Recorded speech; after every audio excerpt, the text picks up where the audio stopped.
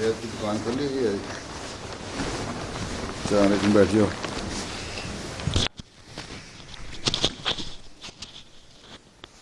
جی وجاہت ہے مسئلہ تلاوت.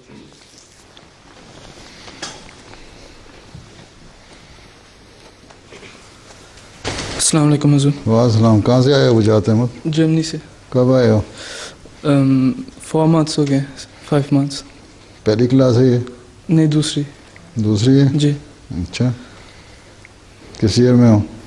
یہ 10. یہ 10 ہے جی. چلو پڑھو. اعوذ باللہ من الشیطان الرجیم.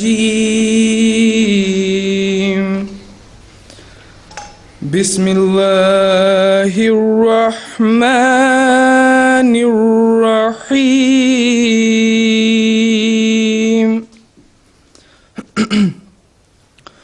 وَأَوْحَى رَبُّكَ إِلَى النَّحْلِ أَنِ اتَّخِذِي مِنَ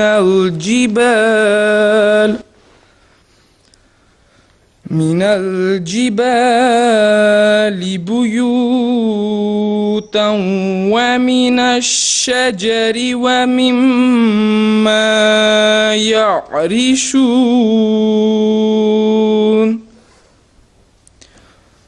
ثم كلي من كل الثمرات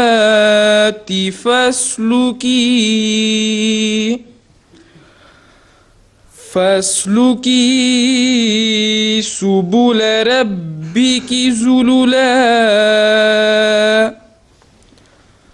يخرج من بطونها شراب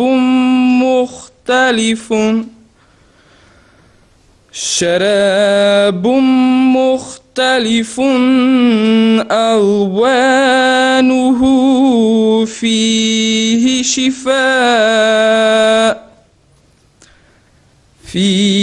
شفاء للناس.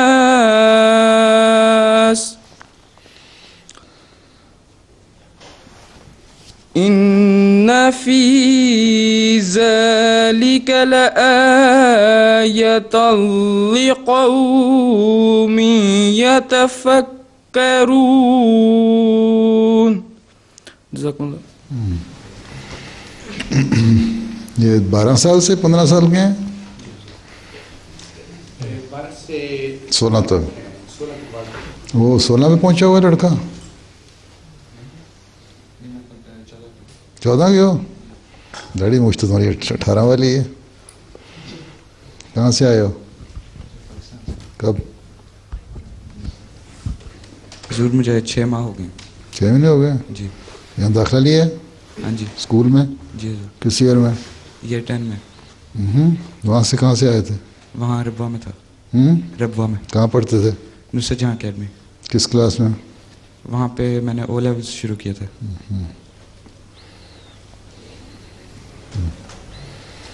تمہارا بھائی آیا ہے؟ اچھا.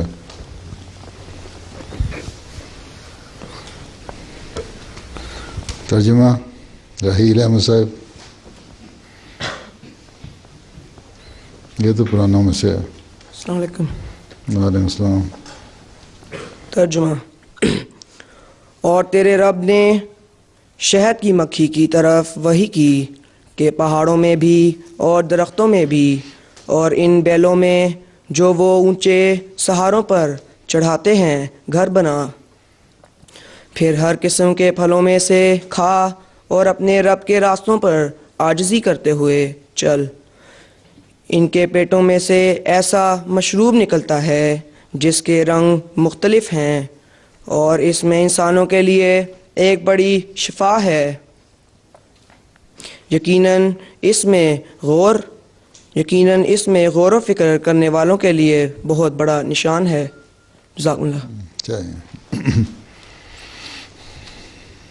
جی حارث احمد صاحب حدیث.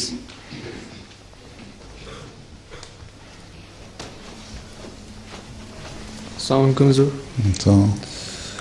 اللهم صل على محمد وعلى آل محمد كما صليت على إبراهيم وعلى آل إبراهيم إنك حميد مجيد. اللهم بارك على محمد وعلى آل محمد كما باركت على إبراهيم وعلى آل إبراهيم إنك حميد مجيد.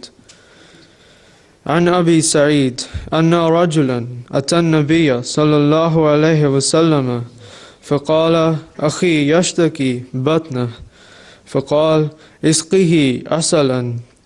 ثم أتى الثانية فقال اسقه عسلا. ثم أتاه ثالثة فقال اسقه عسلا. ثم أتاه فقال فعلت. فقال صدق الله وكذب بطن أخيك اسقه عسلا.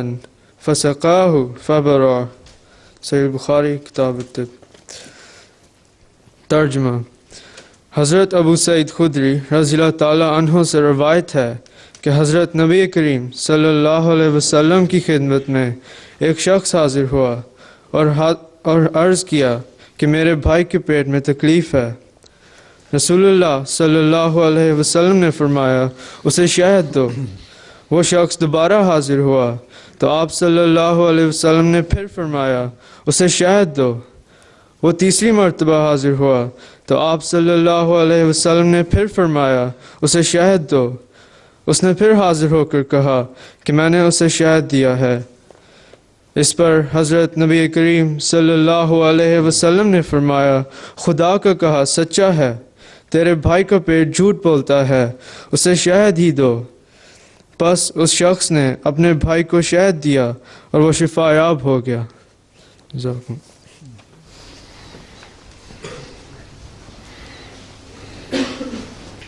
تمہیں گرمی لگ رہی؟ ساروں نے سویٹر کوٹ پہنے ہوئے، تم نے ہاف سلیو قمیض پہن کے بیٹھے ہوئے ہیں. بس ٹھیک ہے ضرورت نہیں ہے. کس ایئر میں پڑھتے ہو؟ 8 میں. جی نفیس احمد از تقدس وسیم احمد نظم ہے. اچھا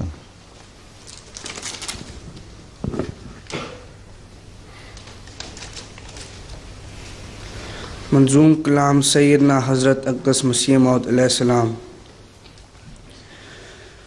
کس قدر ظاہر ہے نور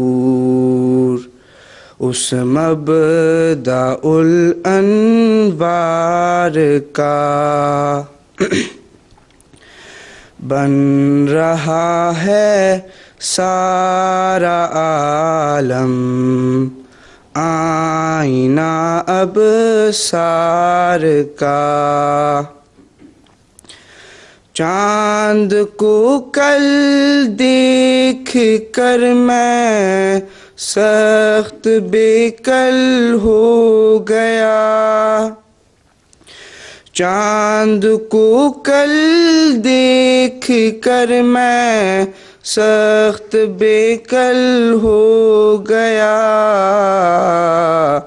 کیونکہ کچھ کچھ تھا نشان اس میں جمال یار کا. کیونکہ کچھ کچھ تھا نشان اس میں جمال یار کا. چشم مست ہر ہنسی ہر دم دکھاتی ہے تجھے. چشم مست ہر ہنسی ہر دم دکھاتی ہے تجھے. ہاتھ ہے تیری طرف ہرگز سوئے خمدار کا. ہاتھ ہے تیری طرف ہرگز سوئے خمدار کا. چشمہ خورشید میں موجیں تیری مشہود ہیں، چشمۂ خورشید میں موجیں تیری مشہود ہیں، ہر ستارے میں تماشا ہے تیری چمکار کا، ہر ستارے میں تماشا ہے تیری چمکار کا۔ کیا عجب تو نے ہر ایک ذرے میں رکھے ہیں خواص، کیا عجب تو نے ہر ایک ذرے میں رکھے ہیں خواص، کون پڑھ سکتا ہے سارا دفتر ان اسرار کا، کون پڑھ سکتا ہے سارا دفتر ان اسرار کا۔ کس قدر ظاہر ہے نور اس مبدأ الانوار کا، بن رہا ہے سارا عالم آئینہ ابصار کا۔ اچھا،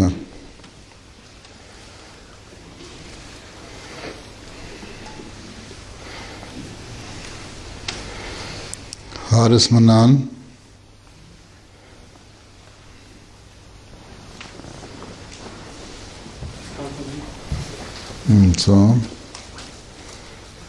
اس کو اونچا کر لو۔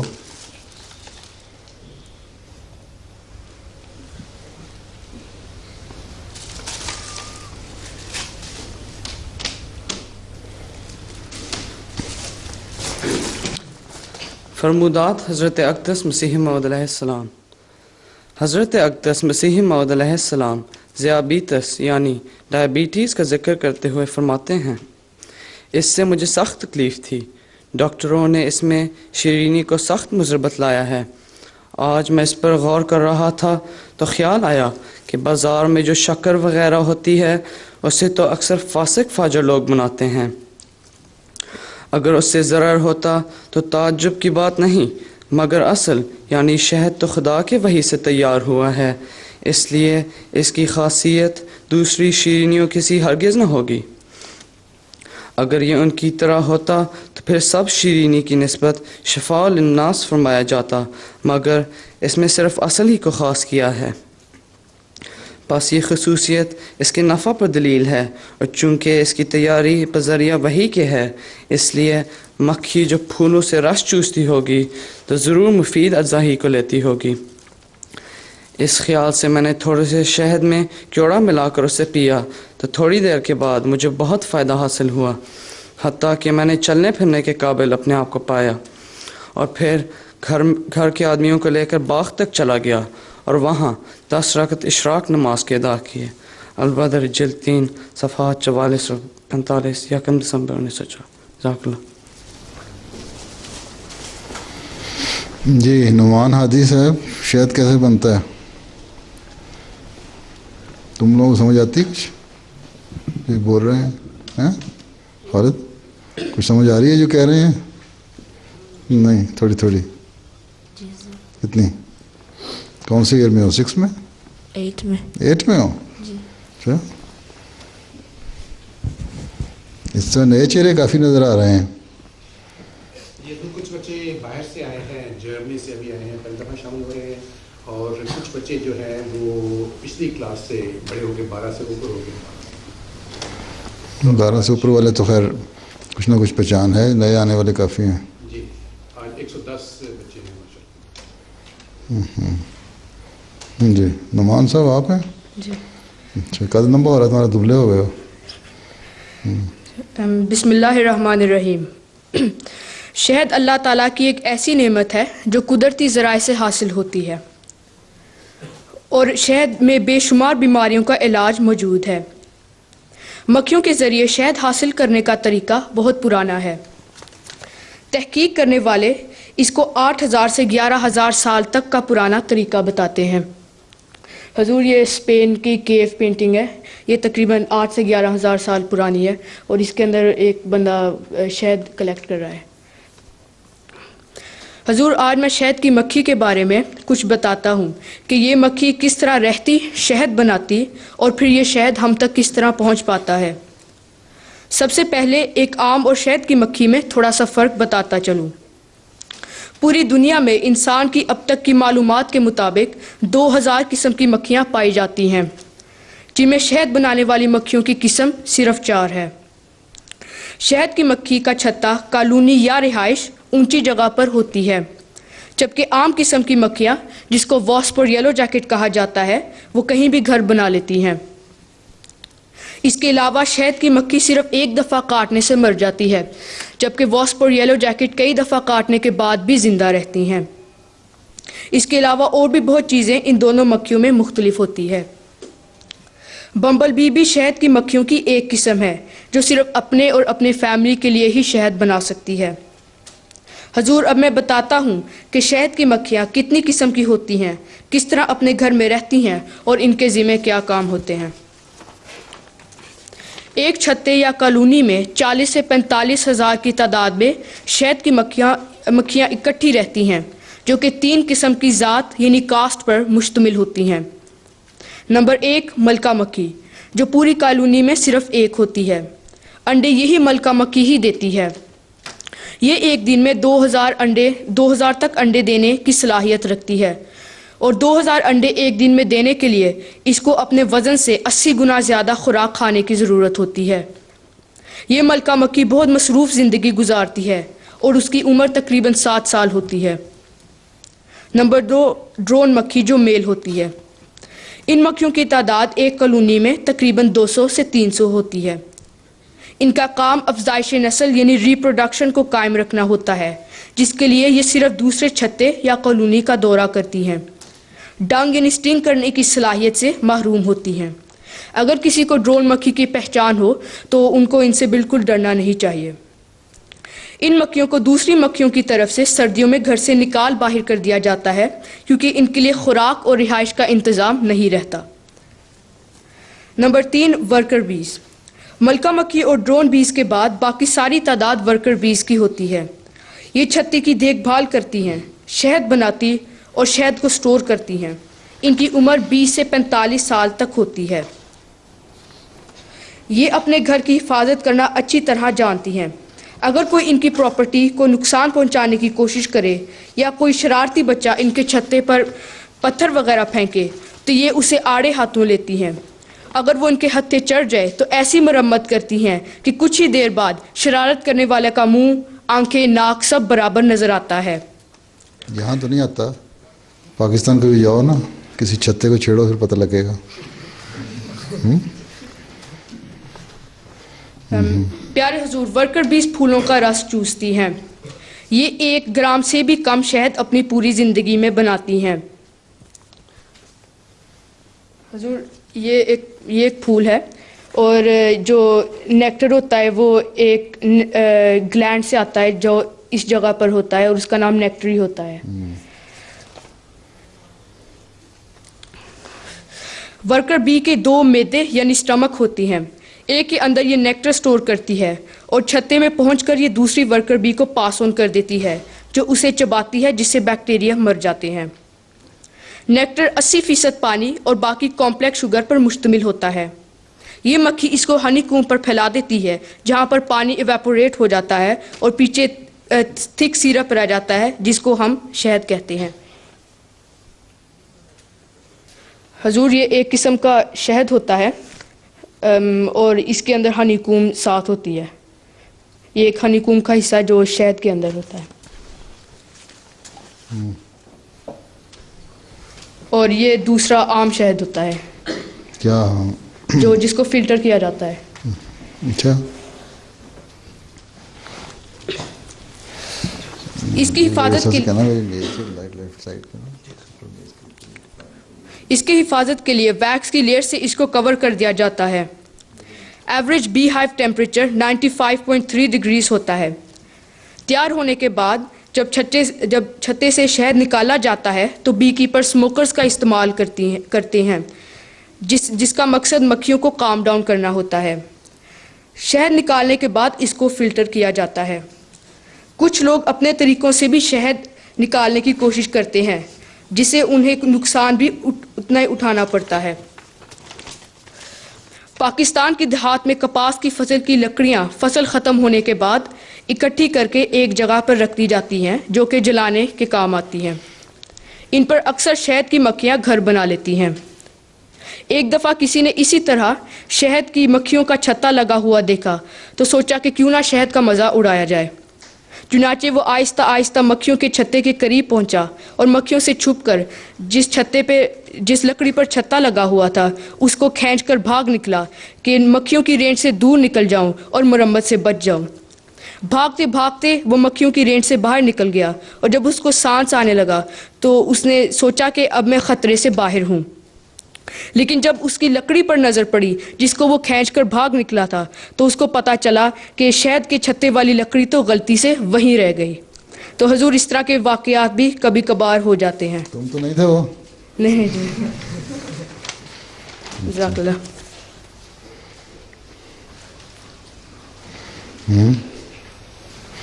دوڑ بھی لگائی اور فائدہ بھی نہیں ہوا ہے؟ اچھا کلام عدیل نعمان، نہیں یہ نہیں، میرے سائڈ پہ پڑی ہے بیس کے اوپر ہی۔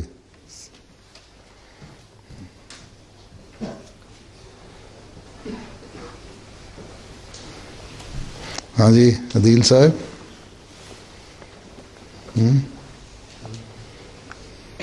تم شاہ ہو؟ ہاں جی۔ اس کے بھائی ہو؟ ہاں جی۔ تم نے بھی نہیں شاہ لکھا ہوا؟ جی چلو پڑھو۔ کلام حضرت نواب مبارک بیگم صاحبہ رضی اللہ عنہا۔ مجھے دیکھ طالب منتظر، مجھے دیکھ شکل مجاز میں، جو خلوص دل کی رمق بھی ہے، تیرے دائیں نیاز میں۔ مجھے دیکھ طالب منتظر، مجھے دیکھ شکل مجاز میں، کہ ہزاروں سجدے تڑپ رہے ہیں تیری جبین نیاز میں۔ مجھے دیکھ طالب منتظر، تیرے دل میں میرا ظہور ہے، تیرا سر ہی خود سر طور ہے، تیرے دل میں میرا ظہور ہے، تیرا سر ہی خود سر طور ہے، تیری آنکھ میں میرا نور ہے، مجھے کون کہتا ہے دور ہے، تیری آنکھ میں میرا نور ہے، مجھے کون کہتا ہے دور ہے، مجھے دیکھتا جو نہیں ہے تو، یہ تیری نظر کا قصور ہے۔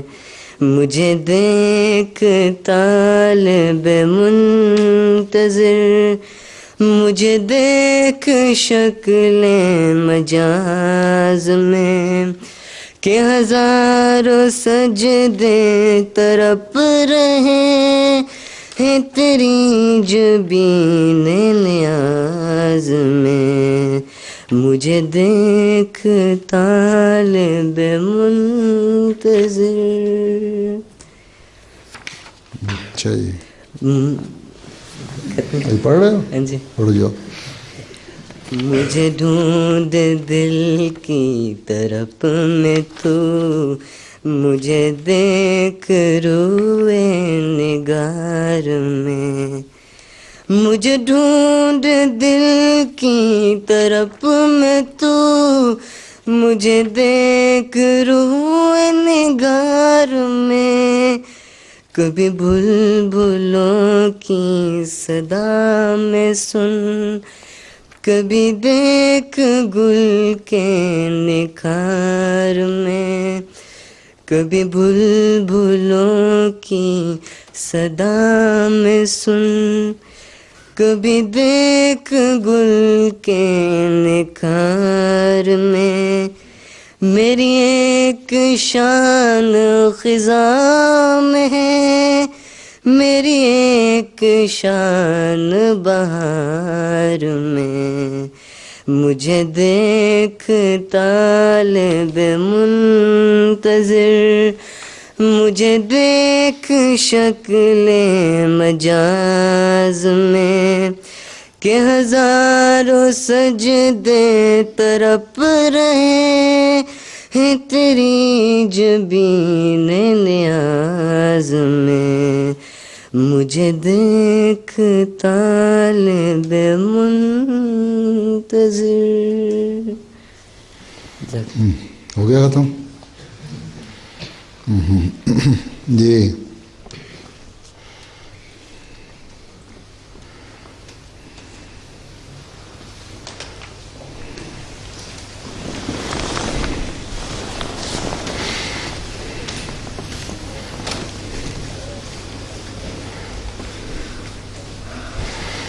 شہد کے فوائد طلا قمر.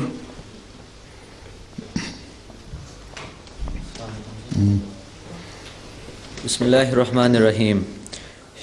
شہد اور اس کے فائدے. شہد ایک ایسا میٹھا مادہ ہے جسے شہد کی مکھیاں پھولوں کے رس سے تیار کرتی ہیں. شہد کی مٹھاس اس کے اندر پائے جانے والے فرکٹوز اور گلوکوز کی وجہ سے ہوتی ہے، اور یہ مٹھاس تقریباً دانے دار چینی کے برابر ہوتی ہے. تحقیقات کے مطابق صرف 10 گرام شہد کی تیاری میں مکھیوں کو 4000 پھولوں کا رس لینے کی ضرورت ہوتی ہے، اور چھتے کے خانے میں آدھا کلو شہد کی تیاری میں مکھیوں کے چھتے سے پھولوں تک 40,000 سے زیادہ چکر لگانے پڑتے ہیں. شہد کے اندر پکانے اور بیکنگ کے حوالے سے بہت سی پرکشش خصوصیات ہوتی ہیں، اور خاص ذائقہ بھی، جس کی وجہ سے بہت سے لوگ اسے چینی اور دوسرے سویٹنرز پر ترجیح دیتے ہیں. شہد میں پانی کی نہایت کم مقدار ہونے کی وجہ سے اور چند دوسری وجوہات سے اکثر جراثیم اس میں نشو و نما نہیں ہو پا سکتے. شہد میں پانی کی مقدار صرف 0.6% ہوتی ہے. شہد کی بہت سی اقسام ہوتی ہیں جس کا تعلق اس علاقے میں پائے جانے والے پھولوں کی اقسام سے ہوتا ہے. اس لحاظ سے کئی اقسام کے شہد بعض دیگر خصوصیات بھی اپنے اندر رکھتے ہیں. مثلا منوکا شہد، جس کا ذکر آگے آئے گا. حضور یہ منوکا شہد ہے، اس میں اینٹی بیکٹیریل اور اینٹی فنگس خصوصیات ہوتی ہیں. کیا وجہ ہے؟ خود ایڈ کیا ہوتا ہے کچھ؟ ہاں جی حضور، اس کے اندر جو منوکا ایک جھاڑی ہے جس سے لیا جاتا ہے، تو اس کے اندر انہوں نے کچھ دیکھا ہے کہ ایک UMF فیکٹر ہے جو دوسرے شہد میں نہیں ہوتا، تو اس کی وجہ سے اس کے اندر. کہاں؟ نیوزی لینڈ میں زیادہ یہ نیوزی لینڈ میں ہوتا ہے. جی ہاں جی، یہ نیوزی لینڈ کی جھاڑی ہے. اچھا، تو وہاں بیماری نہیں آئی بیکٹیریا کی یا کیڑے کی اس علاقے میں اس شہد کے اوپر چھتوں پہ؟ حضور تو میں نے پڑھا ہے، میں نے اس کو نہیں پتہ. اچھا. قرآن کریم میں مختلف مواقع پر شہد کا ذکر آیا ہے. مثلا سورہ نحل کی آیات 69 اور 70، جس کی ابھی آپ کے سامنے تلاوت کی گئی تھی، جس کا ترجمہ یہ ہے: اور تیرے رب نے شہد کی مکھی کی طرف وحی کی کہ پہاڑوں میں بھی اور درختوں میں بھی اور ان بیلوں میں جو وہ اپنے سہاروں پر چڑھاتے ہیں گھر بنا، پھر ہر قسم کے پھلوں میں سے کھا اور اپنے رب کے راستوں پر عاجزی کرتے ہوئے چل۔ ان کے پیٹوں میں سے ایک ایسا مشروب نکلتا ہے جس کے رنگ مختلف ہیں اور اس میں انسانوں کے لیے ایک بڑی شفا ہے۔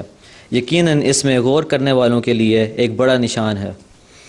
قرآن کریم کے اس عظیم و شان دعوے کے ثبوت ہم صدیوں سے دیکھتے چلے آئے ہیں کہ شہد میں انسانوں کے لیے ایک بہت بڑی شفا ہے۔ سائنسی ترقی کے موجودہ دور میں بھی ہر روز اس حقیقت کے بارے میں آئے دن نئے انکشافات سامنے آتے ہیں رہتے ہیں، جن میں سے چند کا ذکر میں یہاں آپ کے سامنے کروں گا۔ زمانہ قدیم سے شہد کو روایتی طریقہ علاج میں مختلف بیماریوں کے علاج کے لیے استعمال کیا جاتا رہا ہے۔ مثلاً صدیوں سے اسے گلے کی خرابی، کھانسی اور نزلہ زکام کے علاج کے لیے استعمال کیا جا رہا ہے۔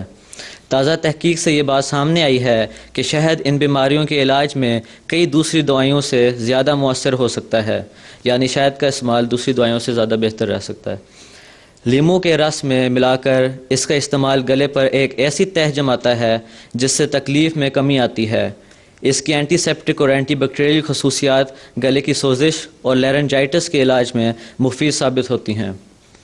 شہد بیکٹیریا کی افزائش کو روکنے میں مدد دیتا ہے، کہ شہد جو ہے بیکٹیریا کو اپنے اندر اگنے نہیں دیتا، اس میں ایک خاصیت ہوتی ہے۔ لیورپول کے اینٹری اسپتال اور کارڈف کی یونیورسٹی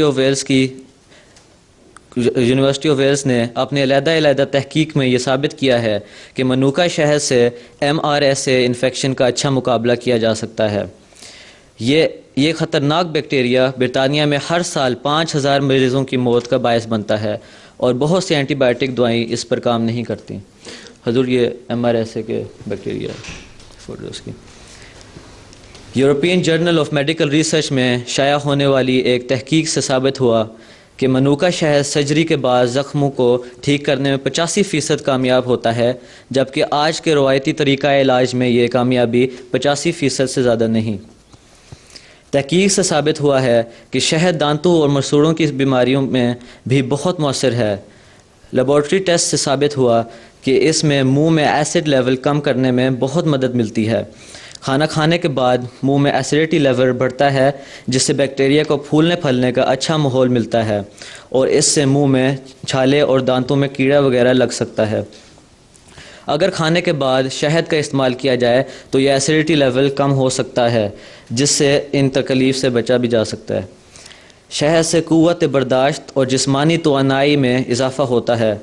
ایک ریسرچ سے ثابت ہوا کہ 3 سے 5 چائے کے چمچ شہد کھانے والے ایتھلیٹس نے 64 کلومیٹر سائیکل چلنے کا فاصلہ ان کے مقابلے میں 3 منٹ پہلے طے کر لیا، جنہیں نقلی شہد یعنی پلاسیبو دیا گیا۔ ان کی سائیکلنگ پاور 6% بھی زیادہ تھی۔ اس کے علاوہ بہت سی دوسری تحقیقات سے پتہ چلا ہے کہ شہد پیٹ کی بیماری، ایکنی یعنی پمپلز، سن برن اور ایگزیما اور جلد کی بہت سی دوسری بیماریوں میں بھی بہت کارآمد ہوتا ہے۔ نہ صرف شہد بلکہ اس سے تعلق رکھنے والی دوسری اشیاء بھی بہت سی طبی خواص اپنے اندر رکھتی ہیں۔ پروپولس ایک گوند کی مانند مادہ ہوتا ہے جسے شہد کی مکھیاں مختلف پودوں سے حاصل کرتی ہیں۔ اس مادے کو یہ مکھیاں اپنے ہائیو یعنی گھروں میں ریپیئر کرنے کے لیے استعمال کرتی ہیں۔ یہ بھی اپنے اندر بہت سی میڈیکل خصوصیات رکھتا ہے اور بہت سی دوائیوں میں آج بھی استعمال ہو رہا ہے۔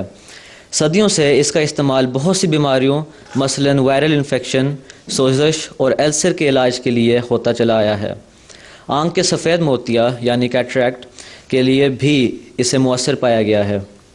پروپولس کے اندر بہت سی اینٹی بیکٹیریل اور اینٹی فنگس خصوصیات ہیں، لہٰذا اس کا استعمال ایسی دوائیوں اور کریموں میں بہت ہوتا ہے۔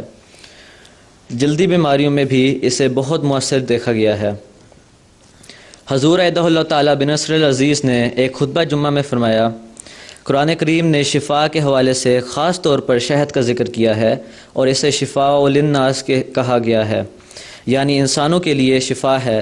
حضور ایدہ اللہ تعالیٰ نے فرمایا کہ شہد پر بہت ریسرچ ہو رہی ہے اور اس کے خواص بیان کیے جاتے ہیں۔ اس پر بے شمار ریسرچ دنیا میں ہو رہی ہے اور ہوئی بھی ہے، اور ہر ایک یہ ثابت کرتا ہے کہ اس میں شفا ہے، اور پروپولس دوائی بھی اس سے بنی ہے۔ اس سے تو آئنٹمنٹس بن رہی ہیں، یعنی اسے زخم جو بعض دفعہ کسی بھی دوائی سے ٹھیک نہیں ہو رہے تھے، ایسے زخم، سوری اسے زخم نہیں، ایسے زخم جو بعض دفعہ کسی بھی دوائی سے ٹھیک نہیں ہو رہے تھے، شہد کی آئنٹمنٹ کی دوائی سے ٹھیک ہوتے رہے۔ پروپولس کو دانتوں کے روٹ کنال علاج میں بھی استعمال کیا گیا ہے اور اس پر مزید تحقیق جاری ہے۔ حضور یہ ایک پروپولس کا آئنٹمنٹ ہے، آئنٹمنٹ تو نہیں ہے۔ اچھا، جیسا کہ قرآن کریم نے خوب فرمایا، انسانیت اس شہد میں آج بھی اپنے لیے شفا پاتی ہے، اور انشاءاللہ تعالی وقت کے ساتھ ساتھ ہمیں اس کی شفا کے اور بہت سے راز بھی معلوم ہوں گے۔ Yeah. Can you understand some of this or not? Do you follow something? No? So there should be some program in English. ہاں،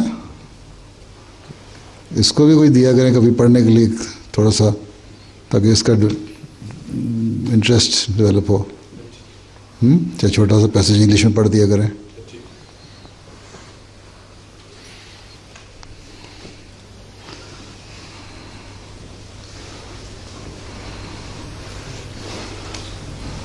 اچھا، یہ خطبے میں نے کہا تھا نا کہ ریسرچ کرنے والے جو ہیں احمدی، اگر کسی کے پاس ہو تو معلومات دیں۔ تو ہمارے ایک ان کے پڑھتے پڑھتے مجھے یاد آیا کہ یہ خط آیا تو میں آپ کو سنا دوں۔ ایک پروفیسر ہیں دمشق میں، ہیں ڈاکٹر علی خالد البراقی، احمدی ہیں، وہ شہد کے اوپر ریسرچ کرتے ہیں۔ تو انہوں نے مجھے لکھا ہے کہ اس پہ شہد کی باوجود اس کے کہ اس میں شہد میں اینٹی بیکٹیریل خاصیتیں پائی جاتی ہیں اور دوسروں کی بیماریوں کے لیے شفا ہے، لیکن اس کے باوجود اس پہ بہت سی بیماریاں مکھی پہ حملہ کرتی ہیں اور بہت سے کیڑے مکوڑوں کا بھی حملہ ہوتا ہے ان پہ۔ ہاں، میں نے بتایا تھا نا کہ ایسا کہ کیڑا ایک حملہ کر رہا ہے جس کی وجہ سے چھتے ختم ہو رہے ہیں، مکھیاں ختم ہو رہی ہیں، مر رہی ہیں۔ اور کہتے ہیں بہرحال شہد کی مکھیاں پالنے والے جو ہیں وہ اس کے لیے علاج کے لیے کوشش بھی کرتے ہیں، نئی نئی ترکیبیں نکالنے کی کوشش کرتے ہیں، اور کامیابی بھی کچھ حد تک ہو جاتی ہے، لیکن پھر بھی کچھ عرصے بعد دنیا کے بعض علاقوں میں نا شہد کی مکھی ان بیماریوں سے متاثر ہو رہی ہے، اور اس کا علاج ہونے سے پہلے ہی بہت سے جو چھتے ہیں وہ ضائع ہو جاتے ہیں۔ شہد کی مکھی کا چھتا پتہ کیا ہوتا ہے؟ بشر، ہاں ہاں ہائی۔ تو یہ کہتے ہیں کہ پچھلی سینچری میں 80 کی دہائی میں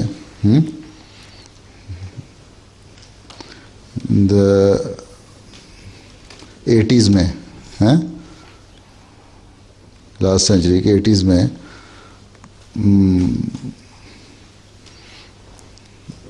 مکڑی قسم کے کیڑے، ایکاری، میرا خیال یہ پروننسیشن ہے، اس کا حملہ ہوا، جس کا سائنسی نام ہے ویروا جیکوبسونی۔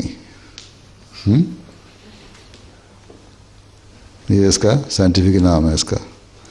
اس کا پہلی دفعہ پتہ لگا تھا 1904 میں، 1904 میں جاوا انڈونیشیا میں اس کا پتہ لگا، وہاں اس کا حملہ ہوا تھا بیماری کا۔ اور کہتا ہے یہ مشرقی علاقوں میں پائی جانے والی شہد کی مکھی ایپس سورانا میں ہے۔ اچھا، یہ ایپس سورانا جو ہے، ہاں یہ ایک جو مکھی ہے ایپس سورانا جو ایسٹ میں پائی جاتی ہے، مشرقی ہندوستان وغیرہ میں، ہندوستان اور پاکستان میں، یہ اس بیماری کا ابھی تک مقابلہ کر رہی ہے، لیکن یورپ سے کی جو مکھی ہے نا، ایپس میلیفیرا، یہ سائنٹیفک نیم ہے، جب تم زولوجی پڑھو گے تو تمہیں یاد آئیں گے، اگر بلکہ مکھیوں کے بارے میں پڑھو گے تو جب یہ وہاں پہنچی تو اس نے ہم جو بچی ہوئی تھی نا ابھی تک مکھی، اس پہ اس بیماری نے حملہ کر دیا، اور یہ جو شہد کی تجارت ہو رہی ہے نا، دنیا سے ادھر آ رہا ہے ادھر جا رہا ہے شہد، اس کی وجہ سے ویسٹرن یورپ میں بھی یہ کیڑا پہنچا تھا۔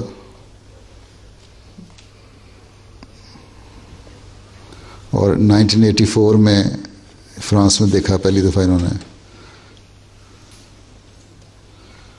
پھر یہ کہتے ہیں کہ دنیا میں بہت ساری لیبارٹریز اس کے مقابلے اور بچاؤ کے لیے بہت کام کر رہی ہیں، ریسرچ ہو رہی ہے، لیکن ابھی تک کوئی ایسی دوائی ایجاد نہیں ہوئی جو اسے پوری طرح ختم کر سکے۔ یہ لکھتے ہیں پروفیسر صاحب کہ میں خود 1990 سے اس پہ کام کر رہا ہوں، اور اس پہ تقریباً 10 ریسرچ پیپر ان کے کہتے ہیں میرے چھپ چکے ہیں مختلف سائنس میگزینز میں، اور ایک ان کی نگرانی میں، ان کی سپرویژن میں ایک اسٹوڈنٹ اس فیلڈ میں ایم اے بھی کر رہا ہے MSc ہے،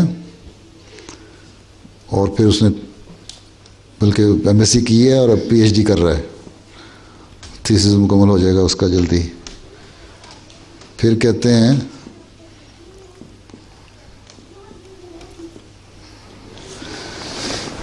ویروا کیڑا جو ہے، اس کی کیمیکل ٹریٹمنٹ کے بجائے نا نباتاتی مواد سے بچاؤ کیا جا رہا ہے، بلکہ میرا خیال ہے آرگینک طریقے سے کیا جا رہا ہے۔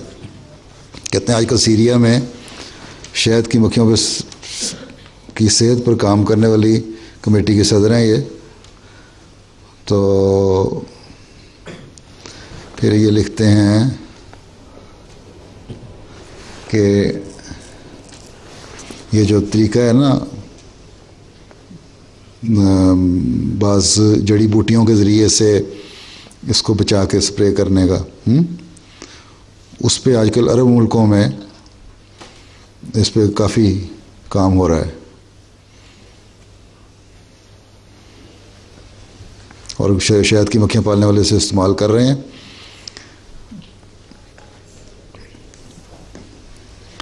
کیونکہ دوسرے اگر زہریلے کیمیکل انسیکٹیسائڈ یا پیسٹیسائڈ وغیرہ استعمال کیے جائیں تو اس سے شہد کی مکھی متاثر ہوتی ہے، اور پھر جو شہد پہ اس کا اثر ہو جاتا ہے، جس کی وجہ سے پھر انسانوں پہ بھی اثر ہو سکتا ہے۔ اس لیے یہ جو ہے نا طریقہ، بعض پودوں سے یا آرگینک طریقہ جو ہے، اس سے کہتے ہیں زیادہ اچھا علاج ہو رہا ہے اور نقصان بھی کم ہو رہا ہے۔ پھر یہ کہتے ہیں کہ کیونکہ اگر کیمیکل طریقہ استعمال کیا جائے کیڑوں کو، اس کی بیماریوں کو یا کیڑوں کو مارنے کے لیے، تو اس سے جو مکھیوں کا اپنا ریزسٹنس ہے نا، امیون سسٹم، وہ بھی متاثر ہو جاتا ہے، اس کا پھر نقصان ہوتا ہے۔ اس لیے بہتر یہ ہے کہ وہ نہ استعمال کیے جائیں۔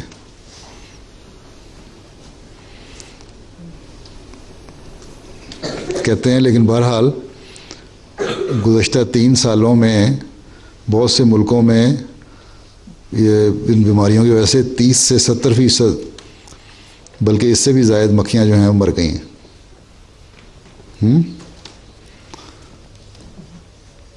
اور بعض لوگوں کے کہتے ہیں سارے 36 جتنے ہائیوز تھے 36 سب ضائع ہو گئے۔ اچھا، لیکن کہتے ہیں جی میں جو طریقہ اختیار کر رہا ہوں اس کا، یہ بوٹیوں کے سپرے کا، اس سے یہاں ان کے سیریا میں صرف 5 سے 10% نقصان ہوا ہے، باقی بچ گئے، 90% بچ گئے۔ اور پھر یہ کہتے ہیں کہ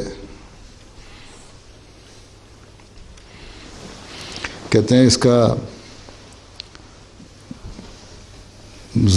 ضائع ہونے والے چھتوں کے نقصان کا جو صرف تدارک جو ہے صرف اس وجہ سے ممکن ہے کہ جہاں چھتے متاثر ہوتے ہیں نا، یہ جب حملہ ہوتا ہے بیماریوں کا، تو مکھیاں خود ہی کہیں اور مائیگریٹ کر جاتی ہیں اور نیا چھتا بنا لیتی ہیں، اور بعض دفعہ خود بھی یہ جنہوں نے پالے ہوتے ہیں وہ خود ہی نکال دیتے ہیں مکھیوں کو تاکہ چلی جائیں. لیکن اس کے لیے بہت سارا خرچ کرنا پڑتا ہے.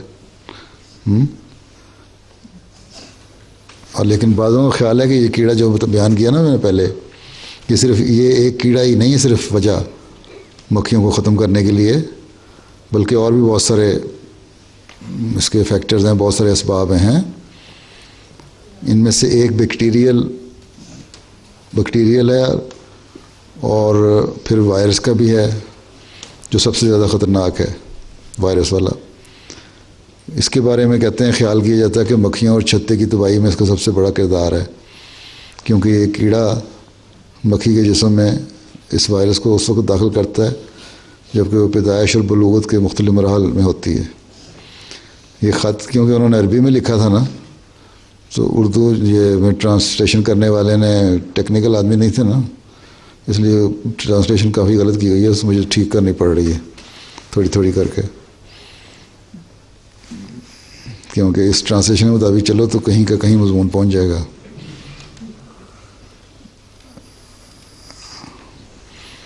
پھر کہتے ہیں کہ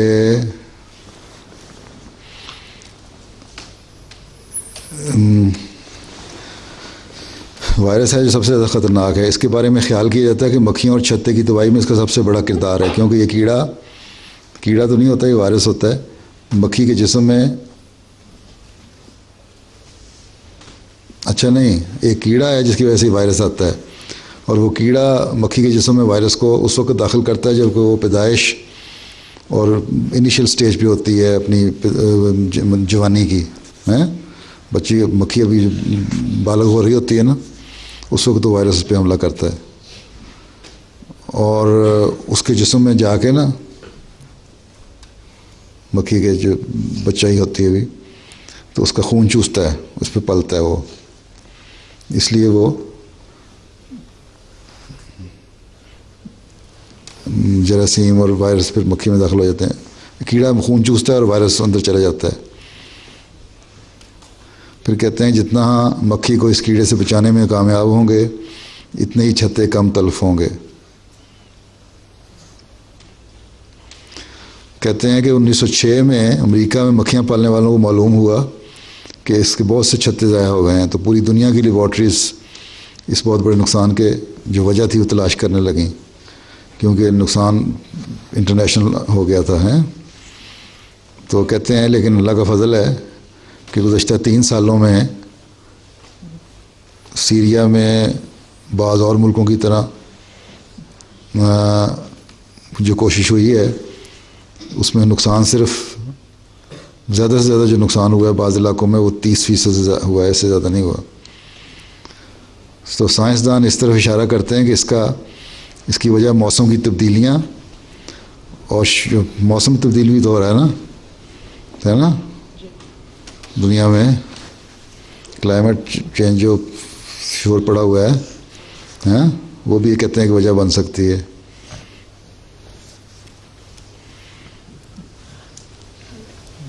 اور شہد کی پیداوار میں ممد ہونے والی نباتات اور پانی کی کمی، جو بعض شہد کی پیداوار میں بعض پھول ایسے اور بعض جھاڑیاں ایسی ہیں جو اس کے لیے فائدہ مند مطلب ہے جو مدد کرتی ہیں.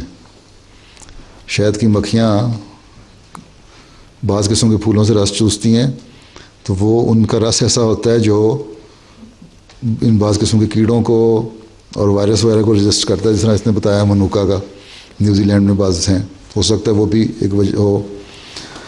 تو وہ جو چیزیں ہیں نا، بعض ایسی ویجیٹیشن جو وائرس کو ختم کرتی ہیں اس شہد سے لینے کی وجہ سے، اس کا نیکٹر لینے کی وجہ سے، ان میں بھی کمی ہو رہی ہے. اسی طرح پانی کی کمی دنیا میں ہو رہی ہے، اس کی وجہ سے بھی فرق کہتے ہیں پڑ سکتا ہے.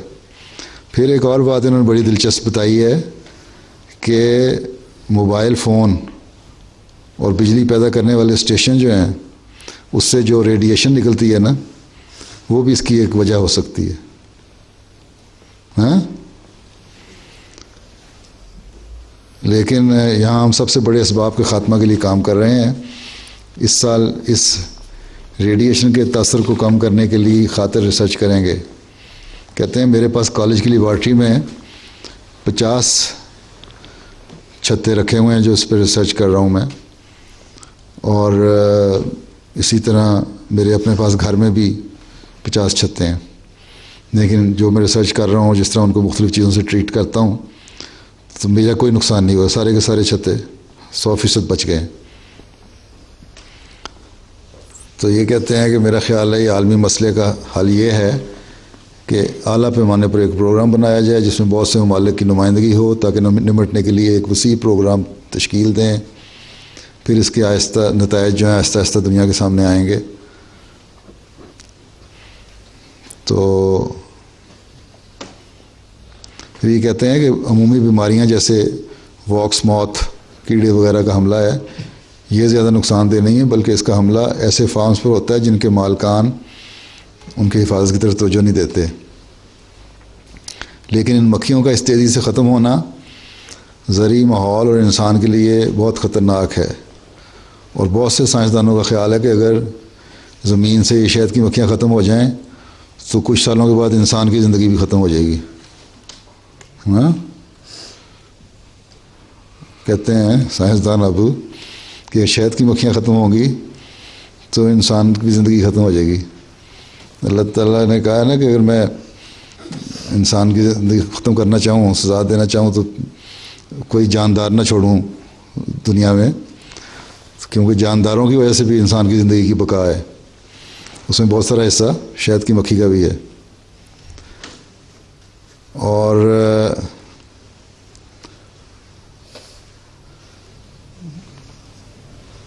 اس لیے اس بہت اہم مسئلہ ہے یہ دنیا کے لیے. شہد کی مکھیوں کو بچانے سے زیادہ ان کو اپنے بچانے کی فکر ہے, اس لیے شہد کی مکھیوں کو بچا رہے ہیں. تو یہ ہے ان کی ریسرچ کا خلاصہ چھوٹا سا. اب تم لوگوں میں دیکھیں کون آگے ریسرچ کرتا ہے شہد کی مکھیوں پہ جا کے.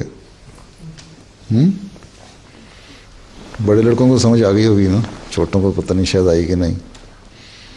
ارسلان تمہیں کچھ نہیں آئی کیا؟ آئی تھوڑی سی آئی ہے. اب کیا چیز ہے؟ کچھ اور بھی ہے؟ ختم بس جی, کوئی اور بات؟ میں نے ایک سوال پوچھنا تھا. میں نے پوچھا تھا کہ خواب میں آپ نے کبھی حضرت محمد صلی اللہ علیہ وسلم کو دیکھا ہے, اور اگر دیکھا ہے پھر کیسے لگتے تھے؟ بڑا ذاتی قسم کا سوال ہے. نہیں نہیں.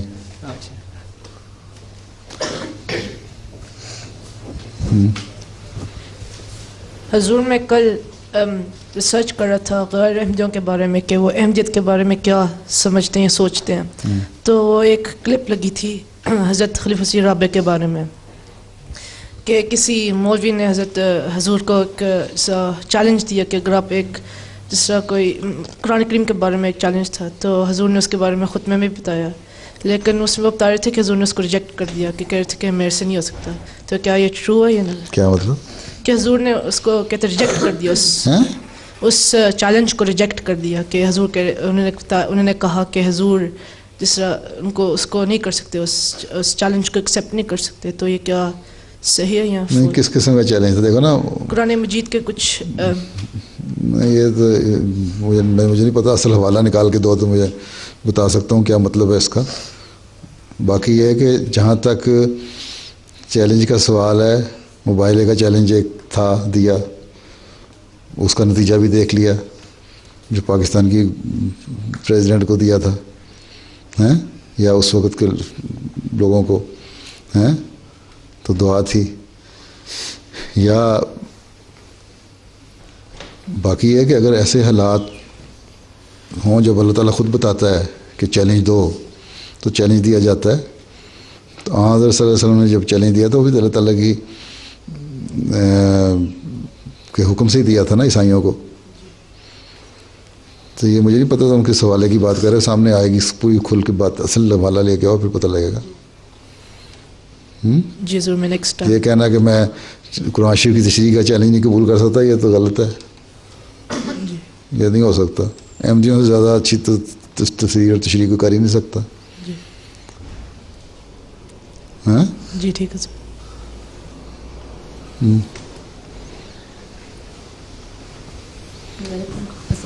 پیارے حضور, میں نے پوچھنا تھا کہ شہد کا کوئی نقصان بھی ہے؟ ہاں, شہد کا کوئی نقصان بھی ہے؟ شہد کا کوئی نقصان؟ ہاں جی. اللہ تعالیٰ نے تو شفا کا ہی بتایا ہے. اس لیے یہاں صلی اللہ علیہ وسلم نے فرمایا تھا نا, تمہارے بھائی کا پیٹ جھوٹا ہو سکتا ہے, شاید جھوٹا نہیں ہوتا, لیکن یہ بھی ہو سکتا ہے کہ آپ آج کل مثلاً آج کل بیماری پھیلی ہوئی ہے, وائرس پیٹ پہ اثر کرتا ہے. تو ڈاکٹر کہتے ہیں پیٹ خراب ہوتا ہے نا جب لوز موشن ہو جاتا ہے, تو ڈاکٹر کہتے ہیں اچھا اس کو نکل جائے تاکہ وائرس جلدی صاف ہو جائے. ہو سکتا ہے وہ شاید اس کو صاف ہی کر رہا ہو جو بار بار نکلتا تھا, اس کے بعد آرام آ گیا, کمزوری بھی دور ہو گئی. کم از کم طاقت تو دیتا ہے. باقی کسی بھی چیز کی زیادتی جو ہے نقصان بھی کر سکتی ہے. اگر تم پوری بوتل پی جاؤ گے شہد کی ایک بیٹھ کے تو ہو سکتا ہے الٹیاں شروع کر دو. ایک چیز معین چیز مقدار میں, تھوڑی مقدار میں, صحیح مقدار میں, ریزنیبل استعمال کرو تو ٹھیک ہے. ہاں جی دانیال صاحب.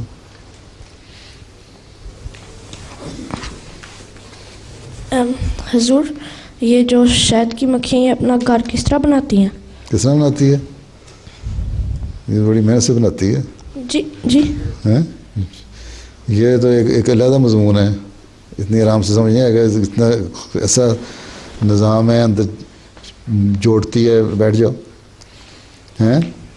موم جوڑتی ہے اس کو, اسی طرح جب کر رہی ہوتی ہے نا مختلف چیزیں لے کے جوڑتی ہے, اس میں سے موم بھی نکلتی ہے. پھر آہستہ آہستہ اس کے خانے بناتی ہے, پھر ان خانوں کی صفائی کرتی ہے, اور پھر اس میں اتنی صفائی ہوتی ہے کہ ملی میٹرز میں بھی وہ ہر خانہ بنا رہی ہوتی ہے, اور اس کی ایک جیسی میجرمنٹ ہوتی ہے. تو بڑا ایک چیزیں ہیں. بڑا کس چیز کی بناتی ہیں؟ اس میں موم بھی ہوتی ہے بہت ساری, ویکس کا بھی حصہ ہوتا ہے, اور بہت چیزیں ہوتی ہیں. ہاں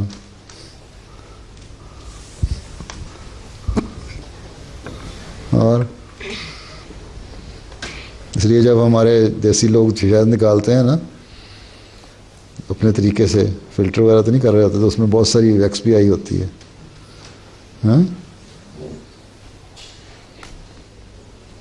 مگز کو باغ میں جانے نہ دیجو کہ نہ خون پروانے کا ہوگا. ہاں حضور, جو مکھی شہد بناتی ہے اپنی فیملی کے لیے, اگر ہم نہ لے لیں تو یہ ہم لے لیتے ہیں شہد, تو یہ نقصان نہیں ہوتا مکھیوں کے لیے؟ تو تمہاری خدمت پہ لگی, اللہ میاں نے کہا کھاؤ. اللہ تعالیٰ نے اتنی مقدار بناتا ہے کہ وہ خود بھی استعمال کرتی ہے اور تمہیں بھی دیتی ہے. باقی اپنے جو نر ہیں, مرد جو اس کے مکھیاں مکھے, ان کو دھکے دے کے باہر نکال دیتے ہیں سردیوں میں, وہ مر جاتے ہیں.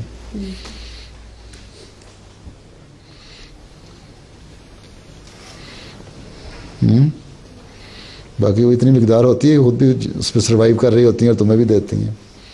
اور وہ جو رائل جیلی ہوتی ہے وہ تو پھر ملکہ مکھی کے لیے ہوتی ہے, لیکن اس میں سے بھی نکال لیتے ہیں اب لوگ ہم. وہ رائل جیلی خاص ایکسٹرا چیز ہوتی ہے, اور پروپلس میں بھی وہ شامل ہوتی ہے.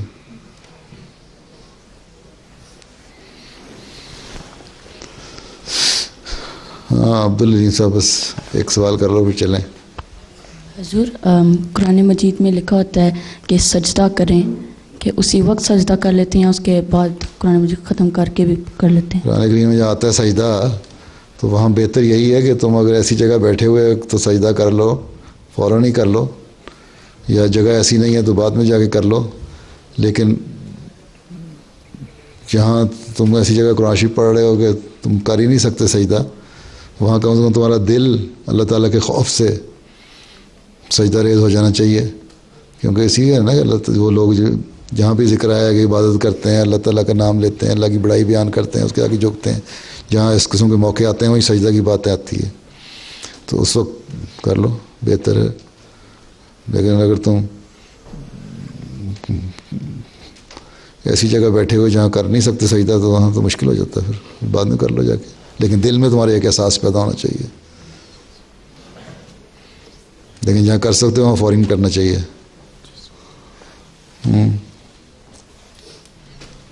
پچھلا حضور میں نے پوچھنا تھا کہ نہیں، اس سے پچھلا. حضور میں نے جنوں کے بارے میں پوچھنا تھا کہ آپ مطلب کہ احمدیت جنوں کے بارے میں کیا کہتی ہے، وہ کیا ہیں اور وہ کیسے مخلوق ہے؟ کیا جن جو ہے وہ کیسے مخلوق ہے اور وہ ہے کیا؟ مطلب کہ دن کیا جن کدھر رہتے ہیں، کیسے؟ جنوں کی کئی قسمیں ہیں.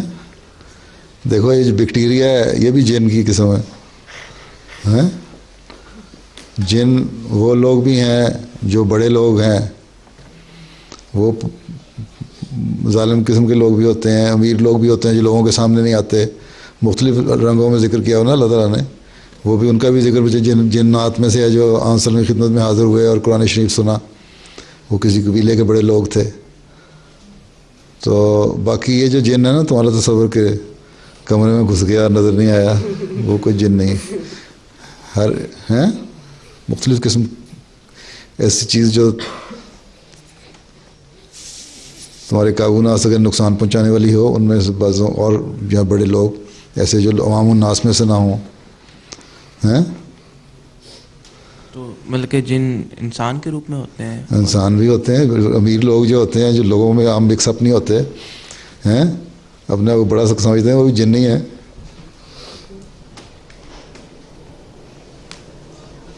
چلو نماز کا وقت ہو گیا.